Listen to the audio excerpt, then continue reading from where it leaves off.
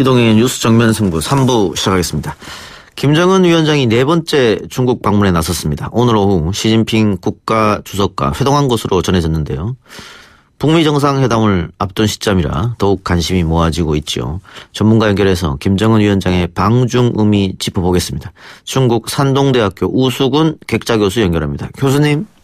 네, 안녕하십니까. 우수근입니다. 예, 반갑습니다.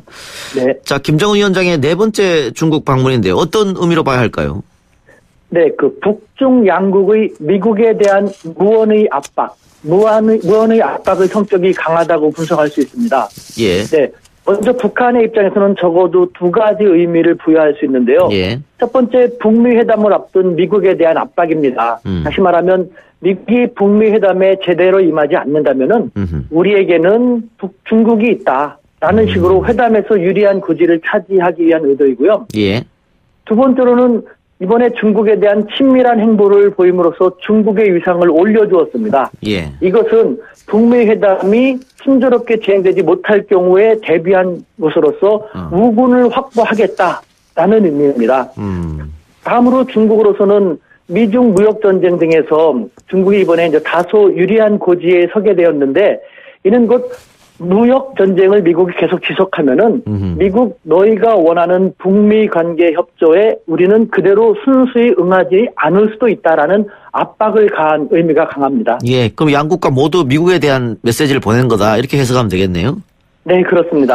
그러면은 북한이 계속 얘기했던 상응 조치, 미국이 그 상응 조치를 하지 않는다면 김정은 위원장이 그 신년사에서 밝혔던 새로운 길, 그 새로운 길이 중국과 다시 힘을 합칠 수 있다, 뭐 이렇게 해석하면 되겠습니까?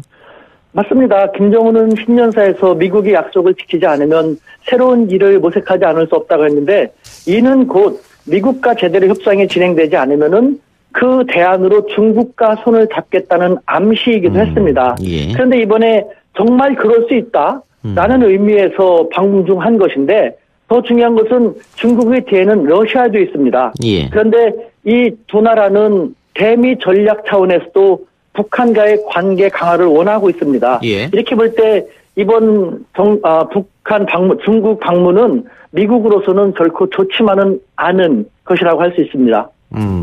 그런데 지난번 중국 방문 사례를 보면요, 남북 정상회담이라든가 뭐 북미 정상회담이라든가 이런 거대 이벤트를 앞두고 중국을 방문했단 말이죠. 그래서 이번에도 중국 방문이 그 어떤 북미 정상회담을 앞두고 하는 거 아니냐 이런 분석도 있던데요. 어떻게 보십니까? 맞습니다. 금방 말씀드린 것처럼 전적으로 미국을 의식해서 압박. 그런데 그 압박이 북한이 미국에 대한 압박과 중국도 미중 무역 전쟁에서 압박을 가할 필요가 있다. 즉 북한과 중국 양국의 압박이라는 국이 일치했기 때문에 이뤄지게 된 것이죠. 예.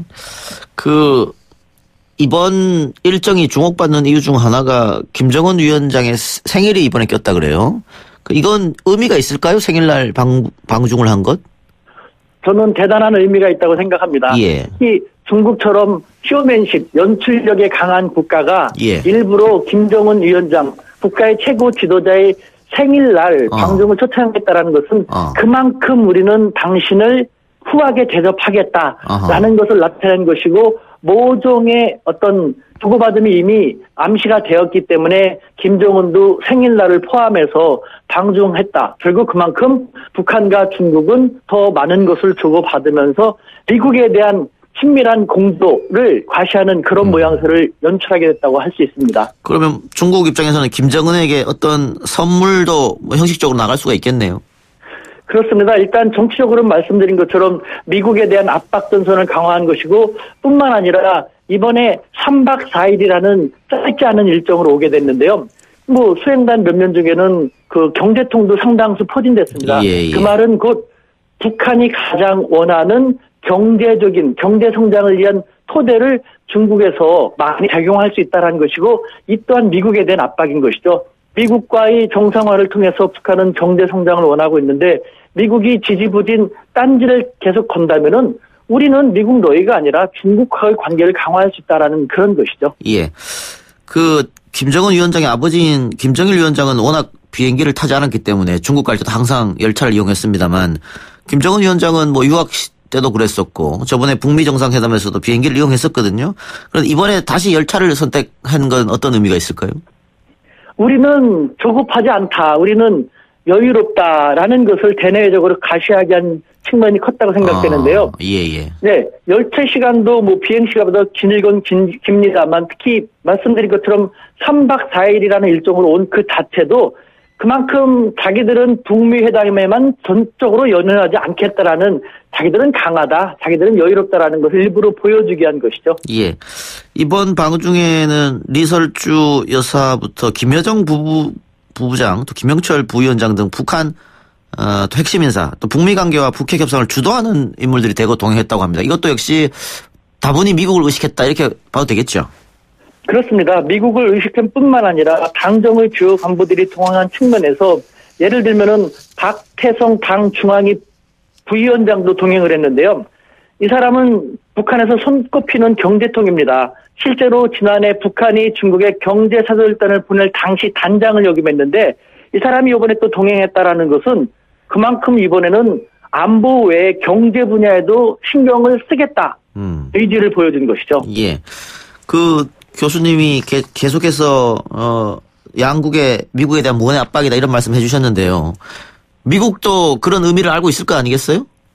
당연히 알고 있을 것입니다. 그래서 이미 지난번에 김정은은 북미 정상회담을 하기 전에 중국을 전격 방문했습니다. 그렇기 때문에 이번에도 있을 수 있을 것이라고 대비는 했을 거라고 생각을 합니다. 예. 그럼 미국은 이번 김정은 위원장의 방중을 어떻게 받아들일까요? 말씀드린 것처럼 일단 미국의 입장에서는 뭐 좋은 점은 아니라고 할 수 있는 것이죠. 그러면은 지금 북미 협상을 앞두고 있지 않습니까? 2차 네. 북미 정상회담도 조금 예정돼 있고 이 2차 북미 정상회담 앞두고 중국을 방문한 게 그러면은 비핵화 협상하는데 부정적일 수도 있겠네요. 그렇습니다. 중국도 사실은 비핵화 협상을 바라고 있기 때문에 비핵화 협상에 부정적이라기보다는 북미 정상회담을 두고 줄다리기 하고 있는 미국에 대한 압박인 것이죠. 어차피 비핵화 협상에 부정적인 수는 없는 것이죠. 중국이 사실은 북한의 비핵화를 미국만큼 혹은 미국보다도 더 바라고 있기 때문에 비핵화 협상에 부정적이란 말은 적합하지 않다고 생각됩니다. 예. 그런데 그 압박이 통하느냐 안 통하느냐가 중요한 거 아니겠습니까? 그렇습니다. 트럼프 대통령의 예측 불가하고 그러한 성격을 볼 때 그렇게 많이 통할 것 같지 않습니다만 그렇게 되면 중국 현지에서 파악되는 분위기를 볼 때 북한은 전략을 수장해서 일단은 미국보다는 중국과 러시아의 관계를 강화함으로써 경제 성장을 강화해 나가는 즉 미국을 패싱하는 듯한 그런 모습을 보이고 나올 수도 있다고 생각됩니다. 예, 알겠습니다. 자, 이런 가운데 오늘 CNN이 2차 북미 정상회담 장소로 아시아권을 물망에 올렸습니다. 백악관이 방콕과 또 하노이, 하와이를 답사했다고 하는데 교수님 볼 때는 어디가 가장 유력 장소로 보입니까? 네, 정치, 경제적인, 상징적인 의미를 고려할 때는 베트남 하노이가 가장 적합하지 않을까라는 생각이 듭니다. 왜 그렇죠? 왜냐하면은 네, 정치적으로 미국과 베트남은 전쟁을 치른 국가입니다. 하지만 양국이 수교한 다음에 지금은 매우 친한 우방이 되었고요. 예. 경제적으로도 미국과 수교를 한 베트남은 그 위에 지속적으로 경제 성장이 가능하게 되었습니다. 그렇기 때문에 미국은 북한에 대해서 우리와 수교를 하게 되면은 정치적으로 안정될 뿐만 아니라 경제적으로도 비약한 성장이 가능하다. 그것을 바로 이 베트남 하노이에서 느낄 수 있다라는 측면에서 많은 의미를 전달해 줄 수 있는 것이기도 하기 때문입니다. 예, 북한도 베트남식 경제 발전에 대해서 부정적이지 않은 것 같고요.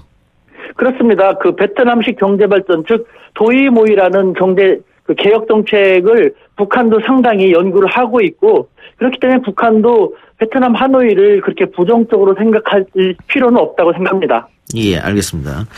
자, 북미 정상회담이 만약 순조롭게 마무리되면 그 다음은 김 위원장이 약속했던 서울 답방 문제가 남지 않겠어요? 어떻게 보십니까? 네, 서울 답방 문제는 그렇게 되면은 그야말로 시간 문제라고 생각됩니다. 사실 남북 양국은 남북 정상회담을 서로가 간절히 원하고 있는 상황이지만 미국의 여러 가지 제재 등으로 인해서 실현시키지 못하고 있는 상황입니다. 하지만 북미 정상회담이 순조롭게 진행된다면은 가장 큰 장애 요소가 사라지게 되는 것이기 때문에 북한은 김정은으로서는 서울 갑방을 더 이상 지체할 이유가 없게 되는 것이죠. 예. 김 위원장이 신년사에서도 밝혔습니다만 개성공단과 금강산 관광재개. 근데 이 문제는 우리 쪽이 결정한다고 되는 게 아니지 않습니까? 당연히 유엔이나 미국 제재 문제도 겹쳐지는 건데요. 북한도 이 사실을 알고 있을 텐데 신년사에 왜 그런 걸 포함시켰을까 궁금하기도 합니다. 북한의 입장에서는 그걸 알고 있으면서도 한국에 대한 그 압박을 권하는 것이고, 그다음에 미국에 대해서 진정으로 북미 정상회담을 원하고 그 정상국가로서 서로 지내기 싶다면은 이런 정도는 풀어줘야 되지 않겠냐라는 그 북한 입장에서 북한의 입장만 견지한 그런 주장인 것이죠. 아하. 오늘 오후에 김정은 위원장과 시진핑 주석이 만났다고 하는데 어떤 이야기가 나왔을까요? 일단 가장 중요한 것은 북미 정상회담을 앞둔 상태에서 김정은은 북한의 입장을 설명을 하고 또 일부러 의도적으로 중국의 조언을 구하는 그런 내용을 많이 얘기했을 것입니다. 그것을 대내외적으로 많이 과시할 것이고, 그 외에 북한이 진짜 원하는 경제적인 측면에 대해서 시진핑 주석은 많은 것을 주려고 이번에 생일을 포함해서 초청을 한 것이기 때문에 북한과 중국은 상당히 긴밀한 국가다라는 것을 대내외에 충분히 알려줄 수 있는 그런 다양한 전방위적인 교류에 대한 이야기가 주고받았을 것이라는 생각이 듭니다. 혹시 앞으로 여러 가지 회담이라는 거 진천이 잘 되면 한국, 미국, 북한, 중국 사자가 머리를 맞대는 회담도 가능하겠습니까? 그렇습니다. 일단은 중국도 우리가 실컷 좋건 우리의 옆나라이고 또 한반도 문제는 중국의 긴밀하게 연결이 되기 때문에 한반도 문제에 대해서는 중국을 배제하기는 쉽지 않습니다. 그렇기 때문에 바람직하게도 중국과 미국이 함께 들어온다면은 배제되는 국가가 딴지를 거는 그런 일도 없게 되기 때문에 저는 4국이 함께 논의를 나가는 것이 좀 바람직하지 않나 하는 그런 생각이 듭니다. 예. 알겠습니다. 교수님 오늘 말씀 여기까지 듣겠습니다. 네, 감사합니다. 예, 고맙습니다. 지금까지 중국 산동대 우수근 객자 교수였습니다.